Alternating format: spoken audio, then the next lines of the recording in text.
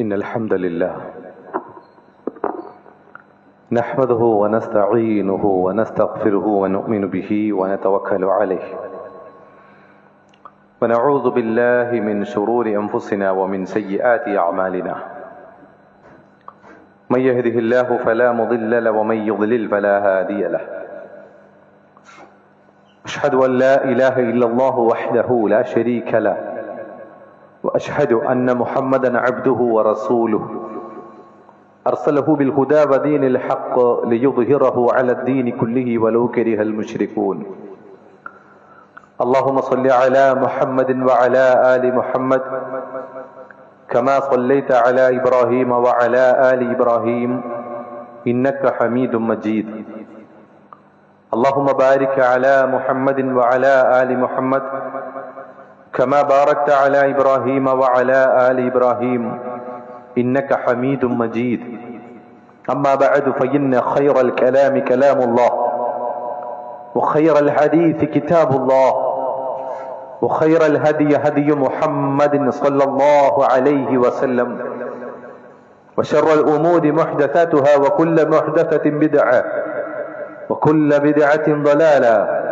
وكل ضلالة في النار أعوذ بالله من الشيطان الرجيم بسم الله الرحمن الرحيم يا أيها الذين آمنوا اتقوا الله حق تقاته ولا تموتن إلا وأنتم مسلمون يا أيها الناس اعبدوا ربكم الذي خلقكم والذين من قبلكم لعلكم تتقون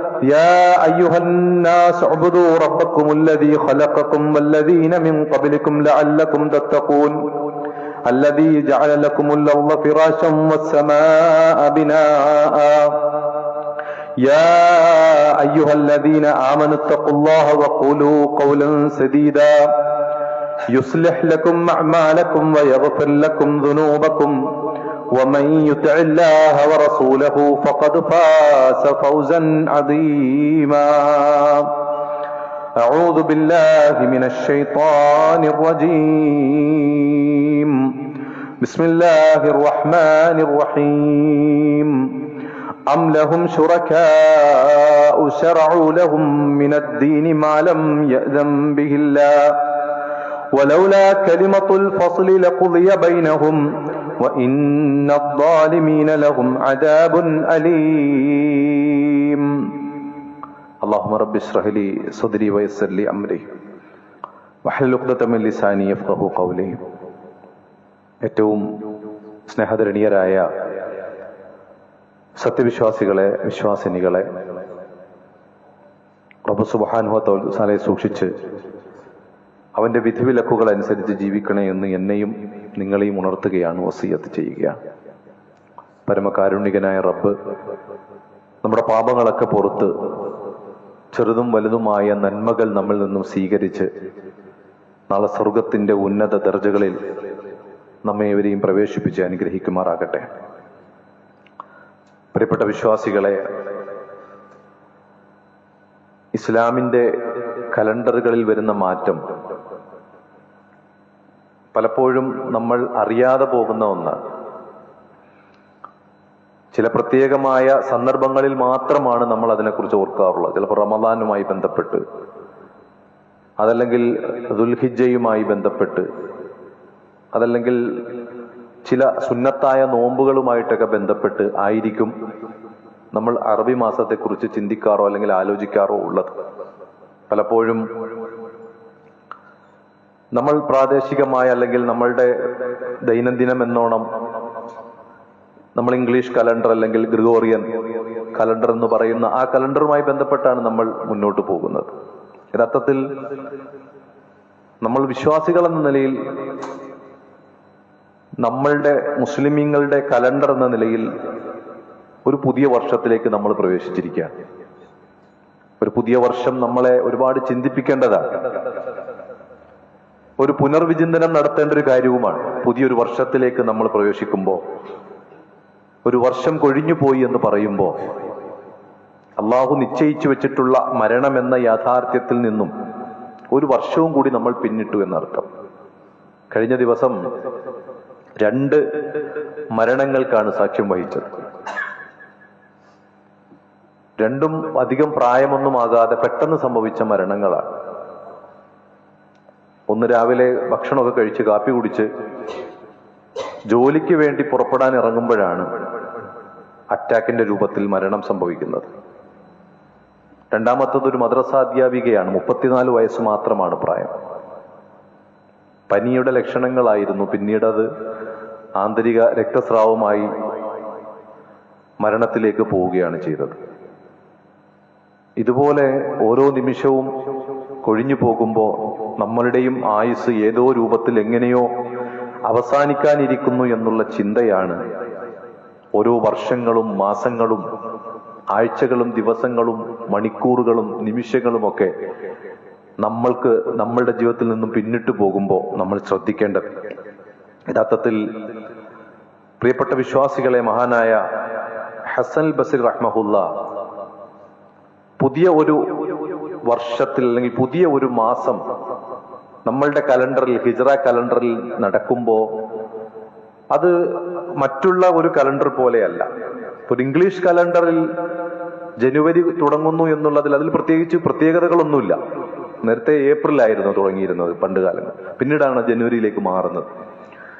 എന്നാൽ ഇസ്ലാമിന്റെ കലണ്ടർ എടുത്ത് നോക്കുമ്പോൾ മഹാനായ ഹസൻ ബസരി റഹ്മത്തുള്ളാഹി പറഞ്ഞു, ഇന്നല്ലാഹു ഇഫ്തതഹ അസ്സനത ബിശഹരിൻ ഹറാം. അള്ളാഹു ഈ വർഷത്തെ തുടങ്ങുന്നത്, ആരംഭിക്കുന്നത് പവിത്രമായ ഒരു മാസം കൊണ്ടാണ്. എന്നിട്ട് പറഞ്ഞു വഖതമഹാ ബിശഹരിൻ ഹറാം. ഈ ഒരു മാസത്തെ അല്ലെങ്കിൽ വർഷത്തെ അവസാനിപ്പിക്കുന്നതും പവിത്രമായ ഒരു മാസം കൊണ്ടാണ്. നമുക്കൊക്കെ ബോധ്യമുള്ളതാണ്. ദുൽഹിജ്ജ കൊണ്ടാണ് അവസാനിച്ചത്, മുഹറം കൊണ്ടാണ് ആരംഭിക്കുന്നത്.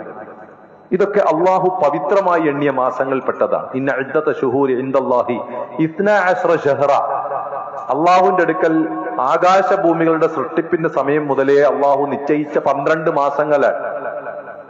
ആ 12 മാസങ്ങളിൽ നിന്നും അള്ളാഹു സുബ്ഹാനഹു വ തആല 4 മാസങ്ങൾ, മിൻഹാ അർബഅത്തുൻ ഹുറും, 4 മാസങ്ങൾ പവിത്രമാണെന്ന് പറഞ്ഞു. ആ പവിത്രമായ മാസങ്ങൾ തന്നെ 3 തുടർച്ചയായി വരുന്ന മാസമാണ്. അത് തന്നെ ഹജ്ജുമായി ബന്ധപ്പെട്ട് നിൽക്കുന്ന മാസങ്ങളാണ്. ദുൽഖഅദും ദുൽഹിജ്ജയും അതിനുശേഷം നമ്മളിപ്പോൾ നിലകൊള്ളുന്ന മുഹറവും പിന്നെ റജബ് എന്ന മാസവും. ഈ 4 മാസത്തെ അല്ലാഹു സുബ്ഹാനഹു വ തആല പവിത്രമാക്കി പഠിപ്പിക്കുമ്പോൾ അതിൽ മുഹറം എന്ന മാസത്തിന് ഒട്ടേറെ പ്രത്യേകതകളുണ്ട്. നമ്മളിപ്പോൾ നിലകൊള്ളുന്ന, നമ്മൾ പ്രവേശിച്ചിരിക്കുന്ന ഈ മുഹറം മാസത്തെ അല്ലാഹു സുബ്ഹാനഹു വ തആല ഈ 4 പവിത്രമായ മാസങ്ങളിൽ എണ്ണി എന്നത് മാത്രമല്ല, അല്ലാഹു സുബ്ഹാനഹു വ തആല ഷഹ്റുല്ലാ എന്ന് പ്രത്യേക പേരെടുത്ത് പറഞ്ഞൊരു മാസം മുഹറമാണ്. നമുക്കറിയാം, ബൈത്തുല്ലാ നമ്മൾ കേട്ടിട്ടുണ്ട്, അള്ളാന്റെ ഭവനം. അതിനൊരു പ്രത്യേകതയുണ്ട്, പോരിശയുണ്ട്, ശ്രേഷ്ഠതയുണ്ട്, അതിനോട് കാണിക്കേണ്ട മര്യാദകളൊക്കെ ഉണ്ട്. അതുകൊണ്ടാണ് ബൈത്തുല്ലാ എന്ന അള്ളാഹുവിന്റെ പള്ളികളെ അള്ളാഹു തആല വിശേഷിപ്പിച്ചത്. ഇബാദുർ റഹ്മാൻ, പരമകാരുണ്യകന്റെ അടിമ. പരമകാരുണ്യകന്റെ അടിമയ്ക്ക് ചില ക്വാളിറ്റികളുണ്ട്, ചില പ്രത്യേകതകളുണ്ട്. അതവൻ പാലിക്കണം. അതെങ്ങനെയാകണമെന്ന് അള്ളാഹു തആല വിശേഷിപ്പിക്കുന്നിടത്ത് അങ്ങനെ ഒരു പദം അള്ളാഹു സുബ്ഹാനഹു വ തആല പരിചയപ്പെടുത്തുന്നത് നമുക്ക് കാണാൻ സാധിക്കും. അതുപോലെ തന്നെ റസൂലുള്ളാഹ്, അള്ളാഹുവിന്റെ റസൂൽ, അള്ളാഹു അങ്ങനെ പേരെടുത്തു പറഞ്ഞു. അതുപോലെ പറഞ്ഞൊരു മാസമാണ് ഷഹ്റുല്ലാഹ്, അള്ളാഹുവിന്റെ മാസമാണ് മുഹറം. അള്ളാഹുവിന്റെ മാസമാണ് മുഹറം. അതുകൊണ്ട് തന്നെ മുഹറം മാസത്തിൽ നമ്മൾ ചെയ്യുന്ന നന്മകൾക്ക് പ്രത്യേകം പ്രതിഫലമുണ്ട്. അത് അള്ളാഹു പവിത്രമാക്കിയ മാസങ്ങൾക്കൊക്കെ ഉണ്ട്. ചെയ്യുന്ന നന്മകൾക്ക് കുറച്ചുകൂടി പ്രതിഫലത്തിന്റെ വ്യാപ്തി കൂടും. അത് തിന്മകളായി മാറിയാൽ ആ തിന്മയുടെ ശിക്ഷയുടെ കാഠിന്യതയും കൂടും. അങ്ങനെയാണ് അതുമായി ബന്ധപ്പെട്ട് പഠിപ്പിക്കുന്നത്. അതുമാത്രവുമല്ല, യുദ്ധം നിരോധിച്ച മാസമാണ് മുഹറം, മറ്റുള്ള പവിത്ര മാസങ്ങൾ പോലെ. പിന്നെ ഹിജ്റ തുടങ്ങിയ മാസമാണ് മുഹറം. നമുക്കറിയാം, മുഹറം എന്ന ഈ ഒരു മാസത്തെ കലണ്ടറിന്റെ 1ാമത്തെ മാസമായി കൊണ്ടുവരുന്നതിന്റെ പിന്നിൽ പോലും ഉമർ റളിയല്ലാഹു അൻഹുവിന്റെ കാലത്ത് നടന്ന ഒരു വലിയ ചർച്ചയുണ്ട്. പ്രവാചകന്റെ ജന്മവുമായി ബന്ധപ്പെട്ടാണോ തുടങ്ങേണ്ടത്? പ്രവാചകന് നുബുവത്ത് കിട്ടിയതുമായി ബന്ധപ്പെട്ടാണോ തുടങ്ങേണ്ടത്? അതോ ബദർ യുദ്ധം നടന്നതുമായി ബന്ധപ്പെട്ടാണോ തുടങ്ങേണ്ടത്? പല ചർച്ചകൾ വന്നു. ഈ ചർച്ചകളിൽ നിന്നും അവസാനം ഉരുത്തിരിഞ്ഞത് സ്വഹാബികൾ മക്കയിൽ നിന്നും മദീനയിലേക്ക് പോയ ഹിജ്റ. അതാണല്ലോ ഈ ചരിത്രത്തിന്റെ എല്ലാം തുടക്കം. ഇസ്ലാമിന്റെ എല്ലാ രൂപത്തിലുമുള്ള മാറ്റങ്ങൾക്കുള്ള തുടക്കം സംഭവിക്കുന്ന അവിടെ നിന്നാണ്. സ്വഹാബത്ത് മക്കയിൽ നിന്നും മദീനയിലേക്ക് ഹിജ്റ പോയി തുടങ്ങുന്നത് മുഹറം മാസത്തിലാണ്. നബി സല്ലല്ലാഹു അലൈഹി വസല്ലം യാത്ര തുടങ്ങുന്ന റബീഉൽ അവ്വലിലാണ്. ഈ മുഹറം മാസത്തിൽ ഒരു വലിയ ചരിത്ര ദൗത്യത്തിന് തുടക്കം കുറിച്ചു എന്ന ആ ഒരു ചിന്തയിൽ നിന്നും മുഹറം എന്ന ആ മാസത്തിൽ നിന്നും നമുക്ക് ഹിജ്റ കലണ്ടർ ആരംഭിക്കാമെന്ന ചർച്ച വരുന്നത് നമുക്ക് അവിടെ കാണാൻ സാധിക്കും. പിന്നെ ഒന്ന് മൂസാ നബി അലൈഹി ഇസ്ലാമിന്റെ ചരിത്രമാണ്.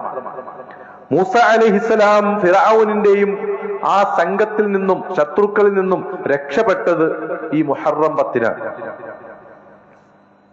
ആ സംഭവവുമായി ബന്ധപ്പെട്ടാണ് യഥാർത്ഥത്തിൽ മുഹറം മാസത്തിലെ നോമ്പ്. നമുക്കറിയാം, തൊട്ട് അടുത്ത ആഴ്ച നോമ്പാണ് 9ഉം 10ഉം.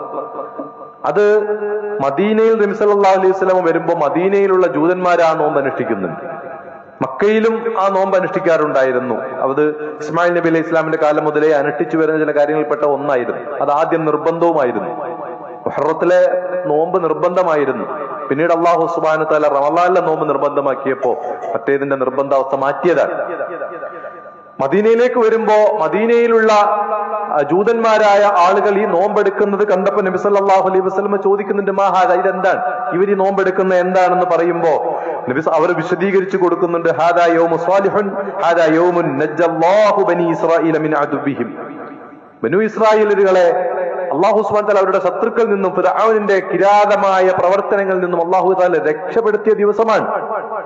അപ്പോൾ ഫസാമഹു മൂസ, അതുകൊണ്ട് മൂസാ നബി അലൈഹി സ്വലാം നോമ്പെടുക്കുമായിരുന്നു.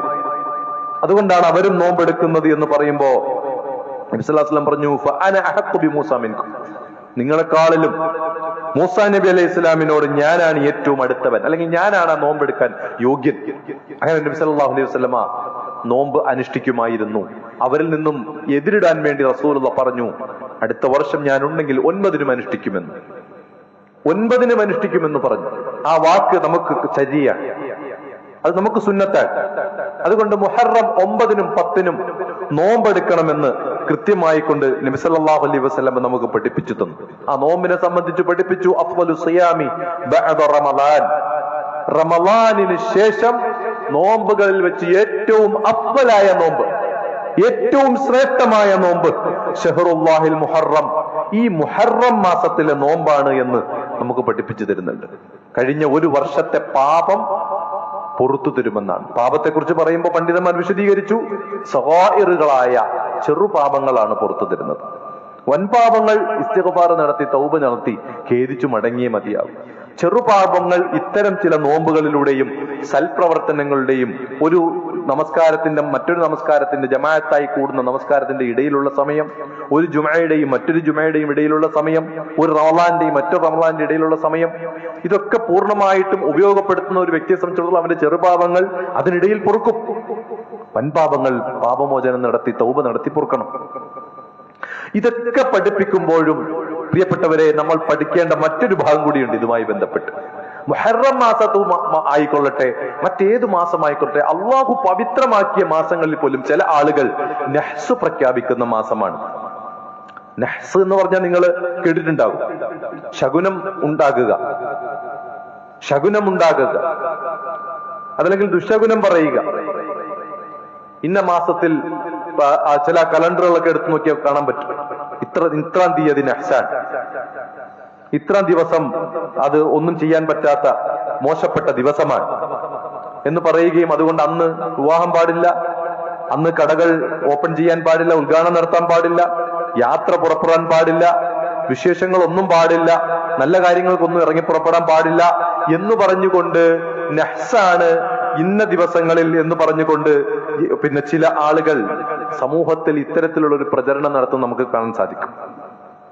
ഇത് ഷിയാക്കൾ അവിടെ പിന്നെ ഹുസൈൻ റളിയല്ലാഹു അൻഹുവിന്റെ മരണവുമായി കർബലയിൽ വെച്ച് നടന്ന ദാരുണമായ ചതിയിലൂടെ വഞ്ചനയിലൂടെ ഹുസൈൻ റളിയല്ലാഹു അൻഹുവിനെ വധിക്കുന്ന ഒരു രംഗമുണ്ട്. അത് മുഹറം 10. അതിന്റെ പേരിൽ അവർ ആ ദിവസത്തെ ദുശഗുണമായി പറയുകയും അന്നേ ദിവസം അതിനെ അവർ ആചരിക്കുകയും അന്നത്തെ ദിവസം അവരുടെ ശരീരമൊക്കെ മുറിപ്പെടുത്തി ആ ദിവസത്തെ ശകുനമായി കണ്ടുകൊണ്ട് ആചരിക്കുന്ന ഒരു ചര്യ ഷിയാക്കൾ കാണാൻ സാധിക്കും. അതിന്റെ മറ്റൊരു പതിപ്പാണ് നമ്മളുടെ ഇടയിൽ പണ്ഡിതന്മാരെന്ന് വിളിക്കുന്ന ചില ആളുകൾ ഇവിടെ പ്രചരിപ്പിക്കുകയും ചെയ്യുകയും ചെയ്യുന്നത്. സത്യത്തിൽ നമ്മളെ സംബന്ധിച്ചിടത്തോളം കേരളത്തിലും ചില കലണ്ടറുകളിൽ മുഹറം 10 നഹ്സായി രേഖപ്പെടുത്തിയ കലണ്ടറുകളുണ്ട്. എത്ര അപകടമെന്ന് നോക്കി. അള്ളാഹു താല എത്രയോ പ്രാധാന്യം പറഞ്ഞ, എത്രയോ ശ്രേഷ്ഠതകൾ പറഞ്ഞ, എത്രയോ നന്മകൾക്ക് പ്രതിഫലം കൂടുതലുണ്ടെന്ന് പറഞ്ഞ ഈ ഒരു മാസത്തിൽ പോലും അതിൽ ദുശഗുണമുണ്ട് എന്ന് പറയുന്ന എത്ര അപകടമാണ്. ബുദ്ധിയുള്ള വിശ്വാസികളായ നമ്മൾ ചിന്തിക്കണം. അല്ലാഹു സുബ്ഹാനഹു വ തആല പ്രവാചകനിലൂടെ പഠിപ്പിച്ച ഒരു വലിയ പാഠമാണ് അത്വീറത്തു ശിർക്കുൻ. അത്വീറത്ത്, അന്നത്തെ കാലത്ത് മക്കയിലുള്ള ആളുകൾ പക്ഷിയെ വെച്ചുകൊണ്ട് ശകുനം നോക്കുമായിരുന്നു. പക്ഷിയെ പറത്തി വിട്ടുകൊണ്ടും പക്ഷിയെ മരത്തിൽ നിർത്തി അമ്പ ചെയ്തുകൊണ്ടുമൊക്കെ ശകുനം നോക്കുമായിരുന്നു. അപ്പോ അവിടെ ഞാനൊരു കാര്യം ചെയ്യണോ വേണ്ടേ, പുറപ്പെടണോ വേണ്ടേ, യാത്ര ചെയ്യണോ വേണ്ടേ എന്നൊക്കെ തീരുമാനിക്കുന്നത് ഇത് നോക്കിയിട്ടായിരുന്നു. ആ പ്രവർത്തനത്തെയാണ് അള്ളാഹുവിന്റെ റസൂൽ സല്ലല്ലാഹു അലൈഹി വസല്ലം പറഞ്ഞു അത്വീറത്തു ശിർക്കുൻ. അത് ശിർക്കാണ്, അത് അള്ളാഹുവിൽ പങ്കുചേർക്കലാണ്, അത് അള്ളാഹുവിന് ഒരിക്കലും തൗബ ചെയ്ത് മടങ്ങിയിട്ടില്ലെങ്കിൽ പുറത്തു തരാൻ പറ്റാത്ത അപരാധമാണ്. ആ അപരാധത്തിലേക്ക് ചെന്ന് ചാടരുതെന്ന് നബി സല്ലല്ലാഹു അലൈഹി വസല്ലം പഠിപ്പിച്ചു. അത് മാത്രവുമല്ല, അല്ലാഹുവിന്റെ റസൂൽ സല്ലല്ലാഹു അലൈഹി വസല്ലം പറഞ്ഞു മർറദ്ദതഹു ത്വീറത്തു മിൻ ഹാജതി ഫഖദ് അശ്റക. ഒരാൾ തന്റെ ഒരു ആവശ്യത്തിന് വേണ്ടി അവൻ ഇറങ്ങുകയും എന്നിട്ട് ആ ഇറക്കം അവനെ ശകുനം മൂലം ആ ഇറക്കത്തിൽ നിന്ന് അവൻ മടങ്ങുകയും ചെയ്തിട്ടുണ്ട് എങ്കിൽ അവൻ ശിർക്ക് ചെയ്തു എന്ന് അള്ളാഹുവിന്റെ റസൂൽ സല്ലല്ലാഹു അലൈഹി വസല്ലം പറഞ്ഞു. അവൻ ശിർക്ക് ചെയ്തു എന്നാണ്. നമ്മളുടെ നാടുകളിൽ നടക്കുന്ന ചില കാര്യങ്ങളാണ്. കറുത്ത പൂച്ച ചാടി, അല്ലെങ്കിൽ ഏതോ പക്ഷികളുടെ കരച്ചിൽ കേട്ടു, ഇത്തരത്തിലുള്ള ചില വിശ്വാസങ്ങൾ കാരണം ചില ആളുകൾ അന്നത്തെ ദിവസം ഇറങ്ങിയ ആളുകൾ തിരിച്ചു വീട്ടിലേക്ക് കയറും. നമ്മളൊക്കെ ഒരുപാട് കണ്ടതാണ്. ഒരു പക്ഷെ നമ്മുടെ ജീവിതത്തിലൊക്കെ നമ്മുടെ വീട്ടിലെ കാരണവന്മാരും കാരണത്തിമാരും ഒക്കെ ഇത്തരത്തിലുള്ള ചില വിശ്വാസങ്ങൾ ഇപ്പോഴും പേറി നടക്കുന്നുണ്ടാവും. അത്തരത്തിലുള്ള ശകുനത്തെ കുറിച്ച് അപ്പൊ റസൂലുള്ളാഹിയോട് ചോദിക്കുന്നത് അതിന്റെ കഫാറത്ത് എന്താണ്, അതിന്റെ പ്രായച്ചിത്തം എന്താണ്, അങ്ങനെ പറ്റിപ്പോയിട്ടുണ്ടെങ്കിൽ എന്താണെന്ന് പറയുമ്പോൾ നബി സല്ലല്ലാഹു അലൈഹി വസല്ലം പറഞ്ഞു, അങ്ങനെ സംഭവിച്ചിട്ടുണ്ടെങ്കിൽ അവൻ പറഞ്ഞുകൊള്ളട്ടെ അല്ലാഹുമ്മ ലാ ത്വയ്റ ഇല്ലാ ത്വയ്റക്. അല്ലാഹുവേ, നിന്നിൽ നിന്നുള്ള ശകുനമല്ലാതെ മറ്റൊരു ശകുനവും ഇവിടെ ഇല്ല. നിന്നിൽ നിന്നുള്ള അല്ലാതെ മറ്റുള്ള യാതൊന്നും ഇവിടെ നടക്കാനില്ല. വല ഖൈറ ഇല്ല ഖൈറുക്. നിന്നിൽ നിന്നുള്ള ഖൈറല്ലാതെ മറ്റൊരു ഖൈറും ഇവിടെ ഇല്ല റബ്ബേ. വല ഇലാഹ ഖൈറുക്. നീ അല്ലാതെ മറ്റൊരു ആരാധനമില്ല റബ്ബേ എന്ന് പറയണമെന്നാണ് നബി സല്ലല്ലാഹു അലൈഹി വസല്ലം പഠിപ്പിച്ചത്. അങ്ങനെ സംഭവിച്ചു പോയിട്ടുണ്ടെങ്കിൽ ആ വിശ്വാസം തുടച്ചു മാറ്റണമെന്നാണ്. അങ്ങനെ ഒരു വിശ്വാസം പാടില്ല എന്ന് നമ്മളെ ഓർമ്മപ്പെടുത്തുകയാണ്. അവിടുത്തെ അപകടം എന്താണ്? അള്ളാഹു നമുക്ക് അനുവദനീയമാക്കിയ, അള്ളാഹു നമുക്ക് ഹലാലാക്കി തന്ന, അള്ളാഹു നമുക്ക് പവിത്രമാക്കി തന്ന, പുണ്യമാക്കി തന്ന ദിവസങ്ങളെയും സമയങ്ങളെയും മനുഷ്യന്മാരായ നമ്മൾ എന്താക്കുന്നു? ഹറാമാക്കുന്നു. അതാണ് അവിടുത്തെ അപകടം. അള്ളാഹുവിന്റെ കൽപ്പനയെ ധിക്കരിക്കുന്നു, അള്ളാഹുവിന്റെ നിർദ്ദേശങ്ങളെ ധിക്കരിക്കുന്നു. അള്ളാഹു തആല പറഞ്ഞു ലാ തസ്ബുദ്ദഹർ. നിങ്ങൾ കാലത്തെ പഴിക്കരുത്. കാലത്തിൽ നടക്കുന്ന പ്രയാസങ്ങളും അല്ലെങ്കിൽ സമയങ്ങളിൽ ഉണ്ടാകുന്ന നിങ്ങൾക്കുണ്ടാകുന്ന എന്തെങ്കിലും ഒന്ന് സംഭവിക്കുന്നുണ്ടെങ്കിൽ അതിന്റെ പേരിൽ നിങ്ങൾ പഴിക്കരുത്. മഴ നമ്മൾ പഴിക്കാൻ പാടില്ല, ചൂട് നമ്മൾ പഴിക്കാനുള്ളതല്ല. അതുകൊണ്ട് തന്നെ നിങ്ങൾ കാലത്തെ പഴിക്കരുത്. അള്ളാഹുവാണ് കാലം എന്ന് അള്ളാഹു സുബ്ഹാനഹു വ തആല നമ്മളെ പഠിപ്പിക്കുന്നുണ്ട്. അതുകൊണ്ട് തന്നെ ഇസ്ലാം ഹറാമാക്കിയ ഒന്നിനെ നമുക്ക് ഹലാലാക്കാൻ പറ്റൂല. അള്ളാഹു ഹറാമാക്കിയ, ഇസ്ലാം ഹലാലാക്കിയ ഒന്നിനെ നമുക്ക് എന്ത് ചെയ്യാൻ പറ്റൂല? ഹറാമാക്കുവാനും പറ്റൂല. അത് അള്ളാഹു കഠിനമായ ഭാഷയിൽ പരിശുദ്ധ ഖുർആനിലൂടെ പറഞ്ഞാണ്. അം ലഹും ശുറക്കാഉ ശറഉ ലഹും മിനദ്ദീനി മാ ലം യഅ്ദൻ ബിഹില്ല. അള്ളാഹുവിന്റെ അനുമതിയൊന്നുമില്ലാതെ അള്ളാഹുവിന്റെ ദീനിൽ, മതത്തിൽ ശറഉകൾ, മതനിയമങ്ങൾ കൊണ്ടുവരാൻ അവർക്ക് അനുവാദം കൊടുത്തിട്ടുണ്ടോ എന്ന് പോലും അള്ളാഹു വളരെ ശക്തമായ ഭാഷയിൽ ചോദിക്കുന്നത് നമുക്ക് കാണാൻ സാധിക്കും. അതുകൊണ്ട് തന്നെ ഇത് യഹൂദികളുടെ ഒരു ചര്യയാണ്. അത് പിന്നീട് യഹൂദികളുടെ ചര്യകൾ നമുക്കറിയാം ഷിയാക്കൾ ഏറ്റുപിടിച്ച് ചെയ്യുന്ന അതാണ്. ആ ഷിയാക്കളിലൂടെ നമ്മളിലേക്ക് കടന്നു വന്ന ഒരു വലിയ അപകടമാണ് ഇത് എന്നുള്ളത് നമ്മൾ മനസ്സിലാക്കണം. അതുപോലെ തന്നെ മക്കയിലെ മുശ്രിക്കുകൾക്കും ഇതുപോലുള്ള ചില സ്വഭാവങ്ങൾ ഉണ്ടായിരുന്നു. മക്കയിലുള്ള മുശ്രിക്കുകൾ അല്ലാഹു സുബ്ഹാനഹു വ തആല പവിത്രമാക്കിയ ഈ 4 മാസങ്ങൾ അത് ഇബ്രാഹിം നബി അലൈഹി സ്വലാമിന്റെ കാലം മുതലേ ഉള്ളതാണ്. അതുകൊണ്ട് തന്നെ മക്കയിലെ പ്രവാചകന്റെ നിയോഗത്തിന് മുമ്പും ഈ 4 മാസം പവിത്രം തന്നെയാണ്. അന്ന് യുദ്ധമൊന്നും പാടില്ല എന്നാണ്. പക്ഷെ ഈ മുശ്രിക്കുകള് അവർക്ക് സൗകര്യമുള്ള സമയത്ത് ഈ യുദ്ധം ഈ പവിത്രമായ മാസങ്ങളിൽ അനിവാര്യമായി വരുന്ന സമയത്ത് ഇവരെന്ത് ചെയ്യും? ഈ പവിത്രമായ മാസത്തിൽ അവർ യുദ്ധം നടത്തിയിട്ട് മറ്റു ഏതെങ്കിലും മാസത്തെ പവിത്രമായിട്ട് അവർ പ്രഖ്യാപിക്കും. ഈ 12 മാസത്തിൽ തന്നെ ഈ ദുൽഖഅദ്, ദുൽഹിജ്ജ, അതുപോലെ തന്നെ മുഹറം, റജബിൽ യുദ്ധം നിഷിദ്ധമാണ്. പക്ഷെ ഇവർക്ക് അവിടെ യുദ്ധം അനിവാര്യമായി വരുമ്പോ ഇവർ ആ നിർദ്ദേശത്തെ മറന്നിട്ട് അവർ യുദ്ധം ചെയ്യും. എന്നിട്ടോ അള്ളാഹു പറഞ്ഞതല്ലേ 4 മാസം അല്ലെങ്കിൽ പവിത്രമാണെന്നുള്ളത്, അത് നമുക്ക് വേറൊരു 4 മാസം തീരുമാനിക്കാം. അതുപോലെ തന്നെ ഹജ്ജിന്റെ സമയം മാറ്റിയ സന്ദർഭങ്ങൾ ഉണ്ടായിട്ടുണ്ട് അവരുടെ ഇടയിൽ. ഹജ്ജിന്റെയൊക്കെ സമയം മാറ്റി, അതായത് കാലാവസ്ഥ പ്രതികൂലമായി മാറുമ്പോ ഇവരുടെ ബിസിനസ് നടക്കാൻ സാധ്യത കുറഞ്ഞ സന്ദർഭങ്ങളാകുമ്പോ ഇവർ ഹജ്ജിനെ മാറ്റും. നല്ല അവസ്ഥയിൽ ഹജ്ജിന്റെ സമയം കൊണ്ടുവയ്ക്കും, കച്ചവടം പൊടി പിടിക്കുന്ന സമയത്ത്. ഇങ്ങനെയൊക്കെയുള്ള ആ അവസ്ഥയെക്കുറിച്ച് അള്ളാഹു തആല പറഞ്ഞു, ഇന്നമൻ നസിയഉ സിയാറത്തുൻ ഫിൽ കുഫർ. ഇത്തരത്തിലുള്ള ഈ ചേഞ്ചിങ് ഉണ്ടല്ലോ, മാറ്റം, അത് കുഫറിലുണ്ടായ വർധനവാണ്. അള്ളാഹുവിലുള്ള സത്യനിഷേധത്തിലുണ്ടായ വർധനവാണ് ഈ ചേഞ്ചിങ്, ഈ നസിയ എന്ന് അള്ളാഹു തആല പറഞ്ഞു. എന്നിട്ട് പറയുന്നുണ്ട്, യുളില്ലു ബിഹിൽ ലദീന കഫറു യുഹല്ലിനഹു ആമൻ വയുഹർരിമുനഹു ആമാ. ഇതിലൂടെ സത്യനിഷേധികൾ വഴിപിഴച്ചു പോയിട്ടുണ്ട്. എന്ത്? അള്ളാഹു ഹറാമാക്കിയതിനെ ഹലാലാക്കുന്നു, അള്ളാഹു ഹലാലാക്കിയതിനെ അവർ ഹറാമാക്കുന്നു. ഇങ്ങനെയുള്ള പ്രവൃത്തിയിലൂടെ അവർ വഴിപിഴച്ചു പോയിട്ടുണ്ട്. വല്ലാഹു ലാ യഹ്ദിൽ ഖൗമൽ കാഫിരീൻ. അത്തരത്തിലുള്ള ആളുകൾക്ക് അള്ളാഹു തആല ഹിദായത്ത് കൊടുക്കൂല, അവർ നേർവഴിയിലാവുകയില്ല എന്ന് അള്ളാഹു സുബ്ഹാനഹു വ തആല കഠിനമായ ഭാഷയിൽ ഓർമ്മപ്പെടുത്തുന്നത് കാണാൻ സാധിക്കും. അതുകൊണ്ട് പവിത്രമായ മാസത്തെ അള്ളാഹുവിന്റെ മാസം എന്ന നിലയിൽ പവിത്രമായി കാണുകയും നന്മകൾ അധികരിപ്പിക്കുകയും ചെയ്യുക, ധാരാളമായി ഖുർആൻ പാരായണം ചെയ്യുക, സുന്നത്ത് നമസ്കാരങ്ങൾ കൃത്യമാക്കുക, രാത്രി നമസ്കാരങ്ങൾ നിർവഹിക്കുക, ഖുർആൻ പാരായണങ്ങൾ നടത്തുക, നോമ്പുകൾ അധികരിപ്പിക്കുക. മുഹറം 9, 10 മാത്രമല്ല, അല്ലാത്ത തിങ്കൾ, വ്യാഴവും അയ്യാമുൽ ബീദിന്റെ ദിവസങ്ങളുമൊക്കെ നോമ്പുകൾ അധികരിപ്പിക്കുക, ധാരാളം സ്വതക്കകൾ ചെയ്യാൻ വേണ്ടി പരിശ്രമിക്കുക. അതൊക്കെയാണ് ഈ സന്ദർഭങ്ങളിൽ നമ്മൾ ചെയ്യേണ്ടത്. ആ രൂപത്തിൽ ഈ മാസത്തെ നമ്മൾ എന്ത് ചെയ്യുക? ഏറ്റവും നല്ല രൂപത്തിൽ സ്വീകരിക്കുക. അന്ധവിശ്വാസങ്ങളിൽ നിന്നും അനാചാരങ്ങളിൽ നിന്നും അള്ളാഹുവിലുള്ള വിശ്വാസത്തിൽ നിന്നും പുറത്തേക്ക് പോകുന്ന അപകടങ്ങളിൽ നിന്നുമൊക്കെ നമ്മൾ അള്ളാഹുവിനോട് കാവൽ ചോദിക്കുകയും ആ രൂപത്തിൽ സൂക്ഷ്മതയോടുകൂടി ജീവിക്കുകയും ചെയ്യുക. അള്ളാഹു സുബ്ഹാനഹു തആല നമ്മേവരെയും അനുഗ്രഹിക്കുമാറാകട്ടെ.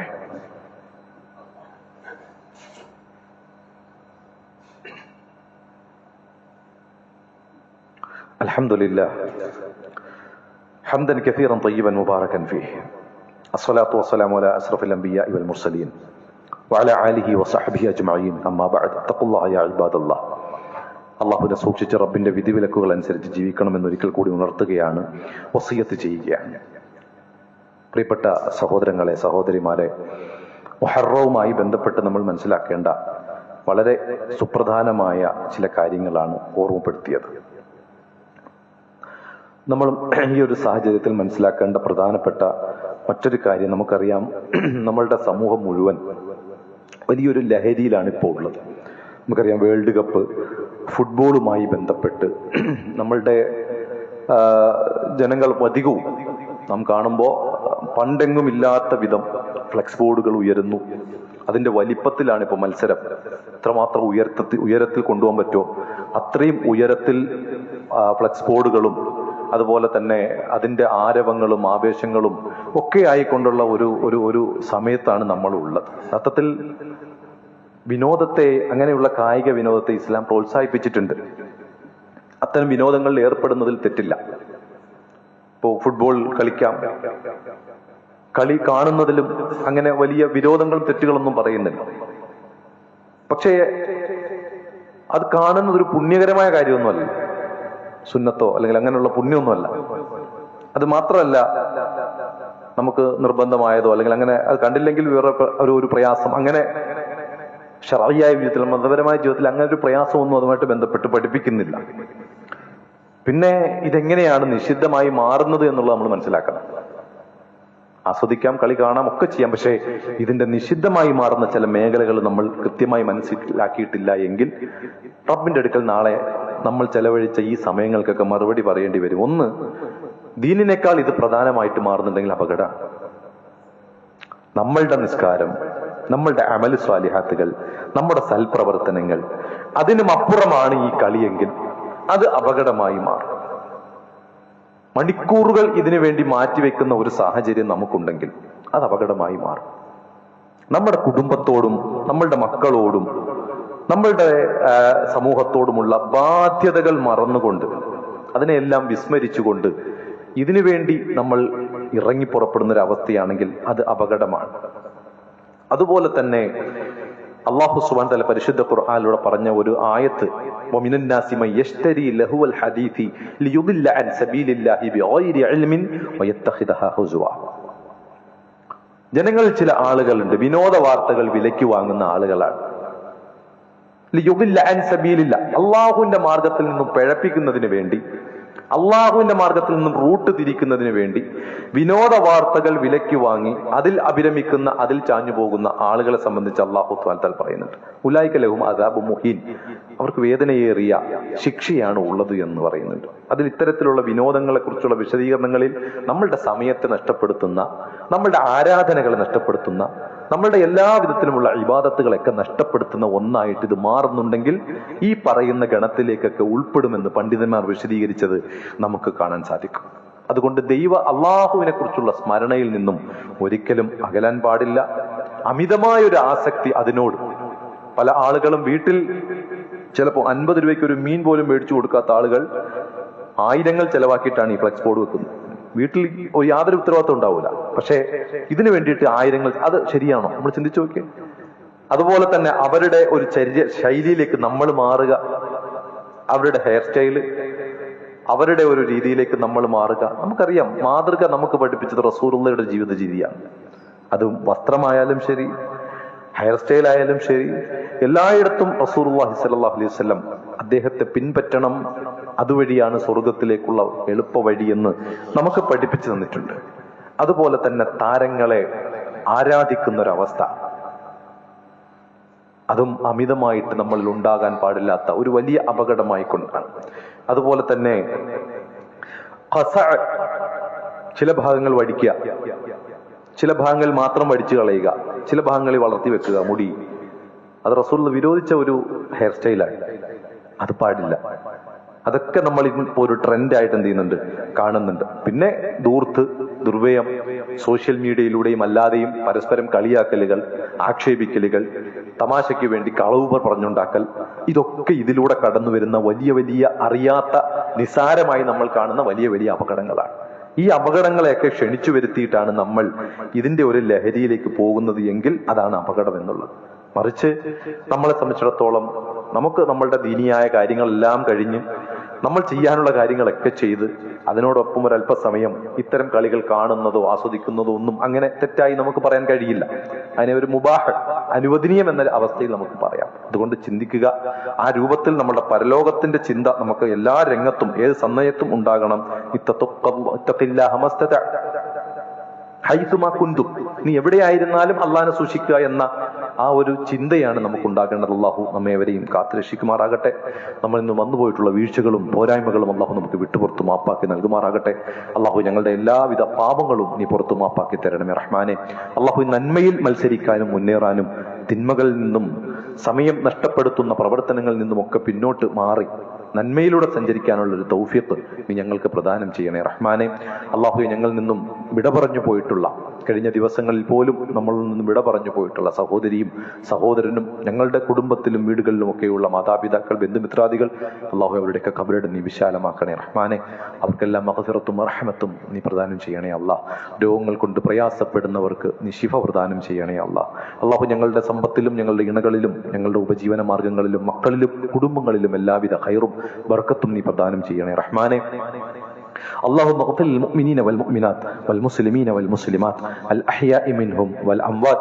ربنا آتنا في الدنيا حسنة وفي الآخرة حسنة وقنا عذاب النار. اللهم يا مقلب القلوب ثبت قلوبنا على دينك. ربنا ظلمنا أنفسنا وإن لم تغفر لنا وترحمنا لنكونن من الخاسرين. اللهم يا ربنا تقبل منا إنك أنت السميع العليم وتب علينا إنك أنت التواب الرحيم. آمين برحمتك يا أرحم الراحمين. وصلى الله وسلم على نبينا محمد وعلى آله وصحبه أجمعين والحمد لله رب العالمين.